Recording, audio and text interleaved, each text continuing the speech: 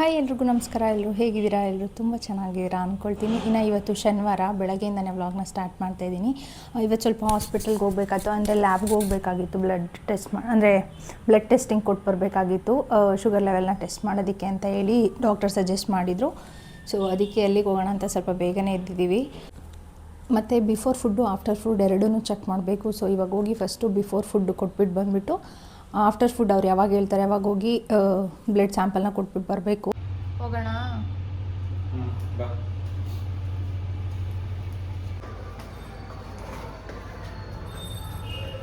ನಮ್ಮ ಮನೆ ಪಕ್ಕದಲ್ಲೇ ಒಂದು ಹಾಸ್ಪಿಟಲ್ ಇತ್ತು, ಅಲ್ಲಿನೇ ಟೆಸ್ಟಿಗೆ ಕೊಟ್ಬಿಡೋಣ, ಯಾಕಂದರೆ ರಿಪೋರ್ಟ್ ಎಲ್ಲ ತೊಗೊಳಕ್ಕೆ ಈಸಿ ಆಗುತ್ತೆ ಅಂತ ಹೇಳಿ. ಬಿಫೋರ್ ಫುಡ್ ಮತ್ತು ಆಫ್ಟರ್ ಫುಡ್ 2 ಟೈಮ್ ಹೋಗಬೇಕಿತ್ತಲ್ವ, ಹಾಗಾಗಿ ಏನಂತೆ ನಾನು ಕೊಟ್ಟಿದ್ದೆ 100 200 ಅಂದ್ಬಿಟ್ಟು 140 ವಾಪಸ್ ಕೊಡ್ತಾನೆ. ಫಸ್ಟ್ ಎಷ್ಟೊತ್ತಾಗುತ್ತಂತೆ ಗೊತ್ತಿಲ್ಲ.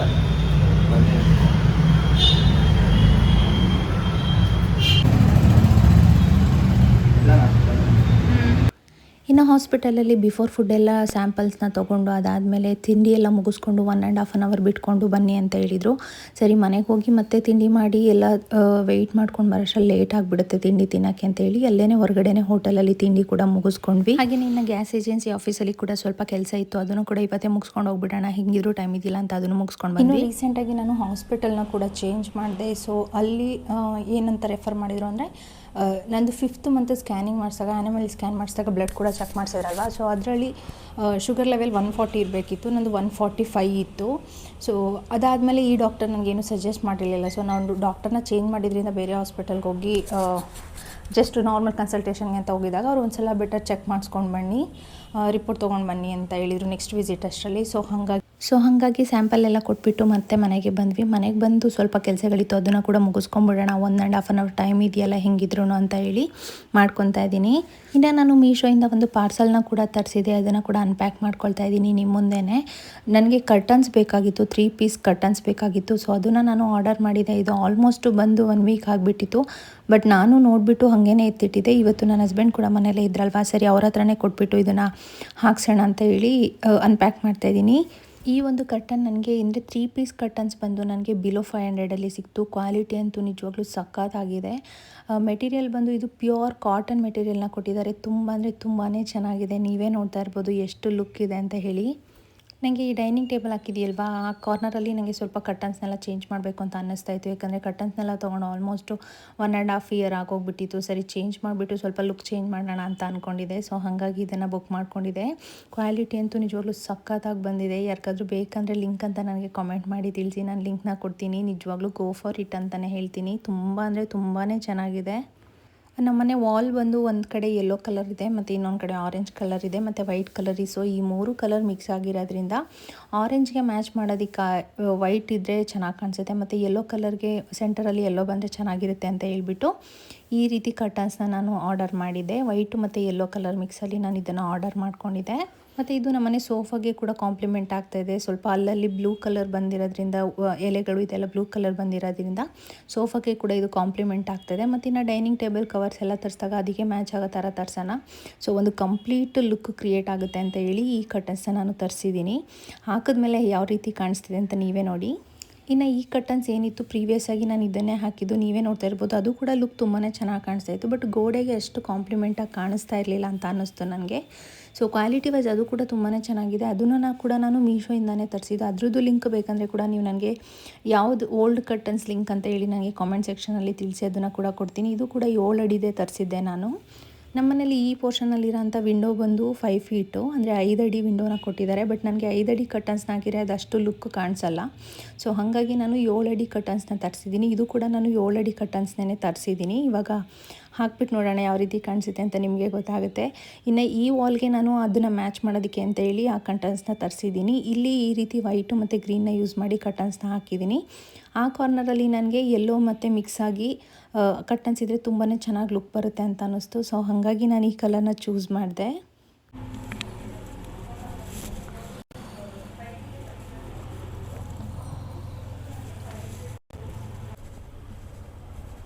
ಇದು ನನಗೆ ಕರ್ಟನಲ್ಲಿ ಹಾಕೋಬೇಕಾಗಿತ್ತು. ಅದೇ ಚೆನ್ನಾಗಲ್ಲ, ಅಲ್ಲ ಅದಕ್ಕಿಂತ ಚೆನ್ನಾಗಿ ಕಾಣಿಸುತ್ತೆ. ಕಾರ್ನರ್ ಇನ್ನೂ ಸ್ವಲ್ಪ ಬ್ರೈಟಾಗಿ ಕಾಣಿಸಿದೆ ಅಂತ. ಕಲರ್ ಕಾಂಬಿನೇಷನ್ ಅದೇ ಚೆನ್ನಾಗದು. ಹಾಕಿದ್ಮೇಲೆ ಇದು ಚೆನ್ನಾಗಿ ಕಾಣಿಸುತ್ತೆ, ಬಟ್ಟೆಲಿ ನೋಡೋಕೆ ಹಾಗೆ ಏನು ಚೆನ್ನಾಗಿದೋ ಏನೋ ನಮಗಂತೂ. ಅಂದರೆ ಇದು ಬಂದು ಅಂದರೆ ಇದು ಆಲ್ರೆಡಿ ಬಂದು ನಾನು 1 ವೀಕ್ ಆಯಿತು, ಬಟ್ ನಾನಿಲ್ಲಿ ಹತ್ಬಿಟ್ಟು ಅದನ್ನು ಚೇಂಜ್ ಮಾಡೋದಕ್ಕಾಗಲ್ಲ ಅಲ್ವಾ, ಆಗಲ್ಲ. ಸೊ ಹಂಗಾಗಿ ವೆಯ್ಟ್ ಮಾಡ್ತಾ ಇದ್ದೆ. ಸ್ವಲ್ಪ ಹಾಕ್ಬೇಕ್ರೆ ಕೆಲಸ ನಿಧಾನ ಹುಷಾರು. ಇದು ಹೊಡೆದೋಗುತ್ತೆ ನೋಡು. ಸೊ ಯಾರು ಈ ಥರ ಸೆರಾಮಿಕ್ ಐಟಮ್ನ ಹಾಕ್ಸ್ಬೇಡಿ, ತುಂಬ ಈಸಿಯಾಗಿ ಕೆಳಗಡೆ ಬಿದ್ದರೆ ಹೊಡೆದೋಗುತ್ತೆ. ಇದು ಸೆರಾಮಿಕ್ ಬಂದಿರೋದ್ರಿಂದ ಒಂದು ಸ್ವಲ್ಪ ಕೆಳಗೆ ಮಿಸ್ ಆಗಿಬಿದ್ರೂ ಅದು ಹೊಡೆದೇ ಹೋಗ್ಬಿಡುತ್ತೆ. ಇಲ್ಲೂ ಒಂದು ಕಟನ್ ಹಾಕಿ ಕೊಟ್ಟಿರೋ, ಜಸ್ಟ್ ನಾವು ಮನೆಗೆ ಬಂದಿದ್ದ ದಿನಾನೇ ಹೋಗ್ಬಿಟ್ಟು ಆ ಸೈಜಿಗೆ ನಮ್ಗೆ ಸಿಕ್ಕೇ ಇತ್ತಲ್ಲ ಅಂತ ಬಿಟ್ಟು ಅದು ಹಂಗೆ ಪೆಂಡಿಂಗ್ ಹೋಗ್ಕೊಂಡೆ. ಬಿಡ್ಬಿಟ್ಟು ತೊಳೆಯೋಕೆ ಹಾಕ್ಬೇಕಲ್ಲ ನಿಮ್ಗೆ. ಅದೊಂದು ಬಟ್ಟೆ ಕೊಡು ಸರ್, ಏನ ವೇಸ್ಟ್ ಬಟ್ಟೆ ಕೊಡಲ್ಲ ಅಂದ್ರೆ. ಈ ಥರ ಹ್ಯಾಂಗಿಂಗ್ ಕಂಬಿಗಳು ಹಾಕ್ಸೋಕ್ಕಿಂತ ಅಂದರೆ ಅಲ್ಲಿ ಏನಾದರೂ ಸ್ಕ್ರೂ ಥರ ಇರೋದಕ್ಕಿಂತ ಜಸ್ಟ್ ಹಿಂಗೆ ಏನಂತಾರೆ ಅದು ಹೊಸ್ದಾಗಿ ಬಂದಿದೆಯಲ್ಲ ಉಕ್ ಟೈಪ್ ಹಾಕಿದ್ರೆ ತುಂಬ ಚೆನ್ನಾಗಿರ್ತದೆ. ಜಸ್ಟ್ ಉಕ್ಕಲ್ ಮೇಲೆ ಇದು ಈ ಥರ ಕೂರಿಸಿದ್ರೆ, ಈಗ ಈ ಥರ ಸೆರಾಮಿಕ್ ಎಲ್ಲ ಬೇಗ ಹೊಡೆದೋಯ್ತದೆ. ಮತ್ತು ತುಂಬ ನೋಡೋಕೆ ಚೆನ್ನಾಗಿ ಅನಿಸುತ್ತೆ ಫಸ್ಟು ಸ್ಟಾರ್ಟಿಂಗ್, ಬಟ್ ಆದರೆ ಲೈಫ್ ಇರೋಲ್ಲ ಇದೆಲ್ಲ. ಒಂದು ಸಲ ಕೆಳಗಡೆ ಡ್ರಾಪ್ ಆಯಿತು ಅಂದರೆ ಹೊಡೆದೋಯ್ತದೆ, ಮತ್ತು ಇದೊಂದು ಸಿಂಗಲ್ ಪೀಸ್ ಸಿಗೋಲ್ಲ.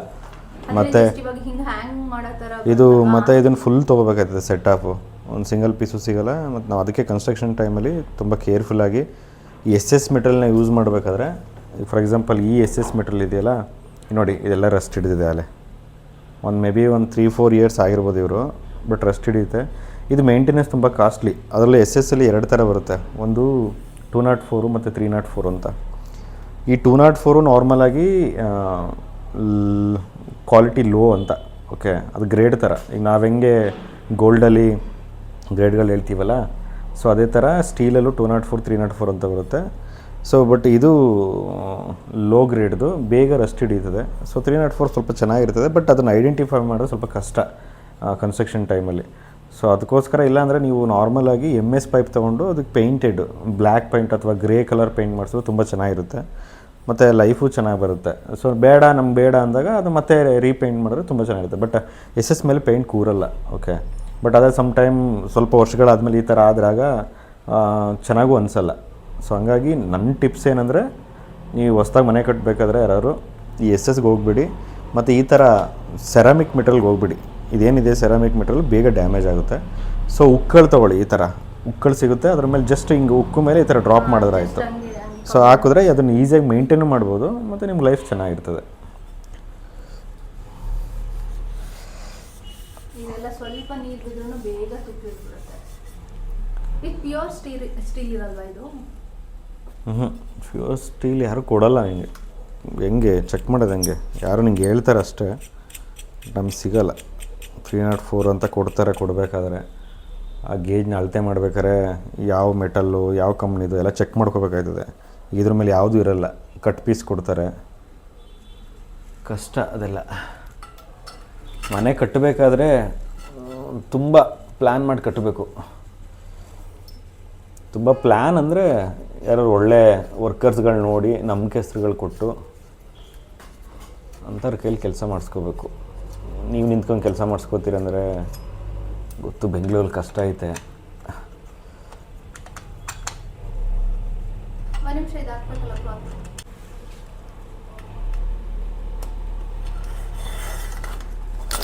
ಕರ್ಟನ್ ಬಟ್ಟೆ ಕ್ವಾಲಿಟಿ ಮಾತ್ರ ನಿಜವಾಗ್ಲೂ ಸಕ್ಕತ್ತಾಗಿಲ್ಲ. ಒಂಥರ ಪ್ಯೂರ್ ಕಾಟನ್. ಉಲ್ಟಾ ಆಯಿತು.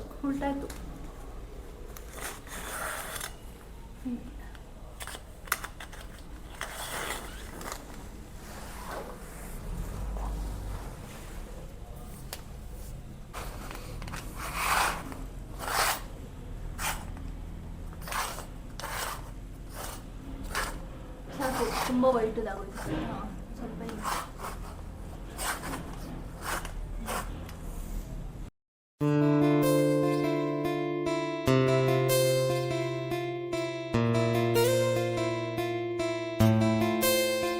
ಈ ಕಟ್ಟನ ಹಾಕಿದ್ಮೇಲೆ ಕಾರ್ನರ್ ಈ ಥರ ಕಾಣಿಸ್ತಾ ಇದೆ.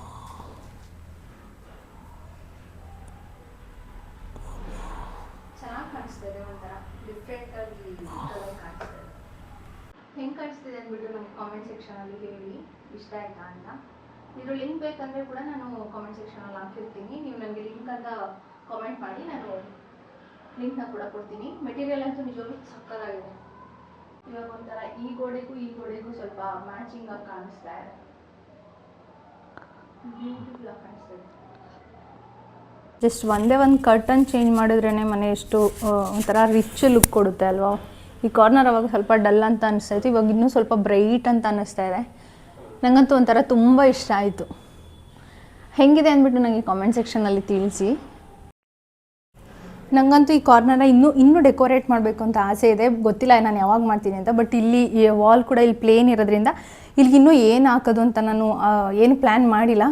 ಬಟ್ ಈ ಕಾರ್ನರ್ನ ಚೆನ್ನಾಗಿ ಡೆಕೋರೇಟ್ ಮಾಡಿ ಇಟ್ಕೊಬೇಕು ಅಂತ ಅಂದ್ಕೊಂಡು, ಯಾಕಂದರೆ ಇದೊಂಥರ ನನಗೆ ಇವಾಗ ತುಂಬ ಫೇವ್ರೇಟ್ ಕಾರ್ನರ್ ಆಗಿಬಿಟ್ಟೈತೆ. ಎಲ್ಲದೂ ನಾನು ಇಲ್ಲೇ ಮಾಡ್ಕೊತೀನಿ ಆಲ್ಮೋಸ್ಟು.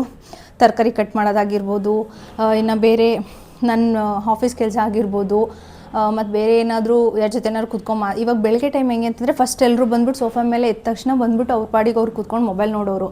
ಸೊ ಈ ಟೇಬಲ್ ತಂದಮೇಲಿಂದ ಹೆಂಗೆ ಅಂದರೆ ಜಾಸ್ತಿ ನಾವು ಇಲ್ಲೇ ಕೂತ್ಕೊಂಡು ಟೈಮ್ ಸ್ಪೆಂಡ್ ಮಾಡ್ತಾ ಇರ್ತೀವಿ ಎಲ್ಲರೂ ಅಷ್ಟೇ. ತಿಂಡಿ ತಿನ್ನುವಾಗ ಆಗಿರ್ಬೋದು ಮೊಬೈಲ್ ನೋಡಲ್ಲ, ಟಿ ವಿ ನೋಡಲ್ಲ. ಸೊ ಹಾಗಾಗಿ ಈ ಕಾರ್ನರ್ ಒಂಥರ ಚೆನ್ನಾಗಿ ಅನಿಸುತ್ತೆ. ನಾನು ಅಲ್ಲೇ ಅಡುಗೆ ಮಾಡ್ತಾಯಿರ್ತೀನಿ, ಇಲ್ಲೇ ತಿಂಡಿ ಬಡಿಸ್ತಾ ಇರ್ತೀನಿ. ಸೊ ಹಾಗಾಗಿ ಇದೊಂಥರ ಚೆನ್ನಾಗಿ ಅನಿಸುತ್ತೆ. ಅಂದರೆ ಜಾಸ್ತಿ ಟೈಮ್ ಸ್ಪೆಂಡ್ ಮಾಡೋಕ್ಕೆ ನಮಗೆ ಟೈಮ್ ಸಿಗ್ತಾ ಇದೆ ಅಂತ ಅನಿಸ್ತಾ ಇವಾಗ. ಸೊ ಹಾಗಾಗಿ ಈ ಕಾರ್ನರ್ನ ಚೆನ್ನಾಗಿ ಡೆಕೋರೇಟ್ ಮಾಡಿ ಇಟ್ಕೊಬೇಕು ಅಂತ ಆಸೆ ನನಗೆ. ಮತ್ತು ವೀಡಿಯೋಸು ನೀವು ನನಗೆ ನೋಡಿರ್ಬೋದು, ಜಾಸ್ತಿ ನಾನು ಇಲ್ಲೇ ಕೂತ್ಕೊಂಡು ವೀಡಿಯೋಸ್ನ ಮಾಡ್ತೀನಿ. ಯಾಕಂದರೆ ಈ ಕಾರ್ನರ್ ನಂಗೆ ಒಂಥರ ಚೆನ್ನಾಗಿ ಸೆಟ್ ಆಗಿಬಿಟ್ಟಿದೆ. ಸೊ ಹಾಗಾಗಿ ಇನ್ನು ಇವಾಗ ಟೈಮೇ ಆಗೋಯ್ತು, ಇವಾಗ 11 ಗಂಟೆ ಆಗೋಯ್ತು. ಇವಾಗ ಆಫ್ಟರ್ ಸ್ಯಾಂಪಲ್ ಕೊಡೋದಕ್ಕೆ ಹೋಗಬೇಕು, ಆಫ್ಟರ್ ಫುಡ್ಡು ಸ್ಯಾಂಪಲ್ ಕೊಡೋದಕ್ಕೆ ಹೋಗಬೇಕು. ಗೊತ್ತಿಲ್ಲ, ಅದು ಬೇರೆ ಒಂಥರ ಭಯ ಇದೆ. ಯಾಕಂದರೆ ಲಾಸ್ಟ್ ಟ್ರೈಮೆಸ್ಟರ್ ಅಲ್ವಾ, ಇವಾಗ ಮತ್ತೆ ಏನು ಬರುತ್ತೋ ರಿಸಲ್ಟು, ಮತ್ತು ಅದಕ್ಕೆ ಡಾಕ್ಟರ್ ಏನು ಸಜೆಸ್ಟ್ ಮಾಡ್ತಾರೋ, ಲಾಸ್ಟ್ ಮೂಮೆಂಟಲ್ಲಿ ಏನೂ ಪ್ರಾಬ್ಲಮ್ ಆಗಬಾರ್ದು ಅಂತ ಅಷ್ಟೇ. ನೋಡೋಣ, ಗೊತ್ತಿಲ್ಲ. ಯಾಕಂದರೆ ಇಲ್ಲಿ ನಾವು ಹಳೆ ಡಾಕ್ಟರ್ ಹತ್ರ ತೋರಿಸುವಾಗ ಅವ್ರು ನಮಗೇನು ಡಯಟ್ ಪ್ಲ್ಯಾನ್ ಆಗಿರ್ಬೋದು, ಡಯಟ್ ಚಾರ್ಟ್ ಏನೂ ನಮ್ಗೆ ಕೊಟ್ಟೇ ಇರಲಿಲ್ಲ. ಜಸ್ಟ್ ಬಾರ್ಡರಲ್ಲಿದೆ, ನೀವು ಸ್ವಲ್ಪ ವಾಕಿಂಗ್ ಎಲ್ಲ ಮಾಡಿ ಅಂತ ಹೇಳಿದರು. ಅದನ್ನೆಲ್ಲ ನಾನು ಫಾಲೋ ಮಾಡಿದೆ. ಬಟ್ ಅದಾದಮೇಲೆ ಅವ್ರು ಅಟ್ಲೀಸ್ಟ್ ಚೆಕ್ಕೇ ಮಾಡಿಸಿಲ್ಲ. ನೀವು ಇನ್ನೊಂದ್ಸಲ ಚೆಕ್ ಮಾಡಿ ನೋಡೋಣ ಕಡಿಮೆ ಆಗಿದೆಯಾ ಅದೇನು ಅವ್ರು ಹೇಳಲೇ ಇಲ್ಲ. ಸೊ ಇವಾಗ ಅನಿಸ್ತಾಯಿದೆ ನಾನು ಮುಂಚೆನೇ ಬೆಟರ್ ಡಾಕ್ಟರ್ನ ಚೇಂಜ್ ಮಾಡಿದರೆ ಒಳ್ಳೇದಾಗ್ತಿತ್ತೋ ಏನೋ ಗೊತ್ತಿಲ್ಲ. ನೋಡೋಣ, ರಿಸಲ್ಟ್ ಬಂದಮೇಲೆ ಆ ರಿಸಲ್ಟ್ ಏನಿರುತ್ತೆ ಅದು ನೋಡಿದ್ರೇ ಅಲ್ವಾ ಗೊತ್ತಾಗೋದು.